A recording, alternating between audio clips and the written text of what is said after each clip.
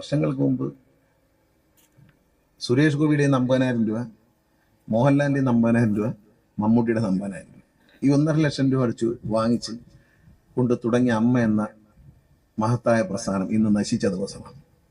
തീർന്നു, അതിൻ്റെ കാറ്റ് പോയി. എല്ലാവർക്കും അതിന് ഇപ്പോൾ ഇവിടെ വന്നത് എന്താണെന്നില്ല, ഞാൻ എന്ത് പറയുന്നത് അറിയാൻ വേണ്ടിയിട്ടാണ്.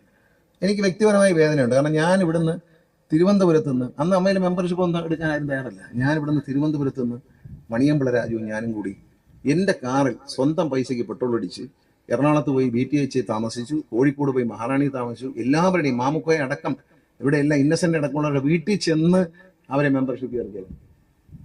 അങ്ങനെ ഉണ്ടാക്കിയൊരു സംഘടന ഇന്ന് മോഹൻലാലും മമ്മൂട്ടിയൊക്കെ ഉപേക്ഷിച്ചാൽ അത് ശിഥിലമാണ്, ഒരു സംശയവും വേണ്ട. അതിൻ്റെ കാറ്റ് പോയി. ഇപ്പം നമുക്ക് അതിൽ അംഗങ്ങളായിട്ടുള്ളവരുടെ ഇല്ലേരിപ്പുണ്ട്, നിങ്ങൾക്കറിയാം, നമ്മളിതിൻ്റെ കാറ്റ് പോയി. അത് നശിപ്പിക്കണമെന്ന് കുറേ ആളുകൾ കുറേ നാളായിട്ട് ആഗ്രഹിക്കുന്നു. ഇന്ന് ആഗ്രഹം സാധിച്ച് അവർ സന്തോഷിക്കുന്ന ദിവസമാണ്.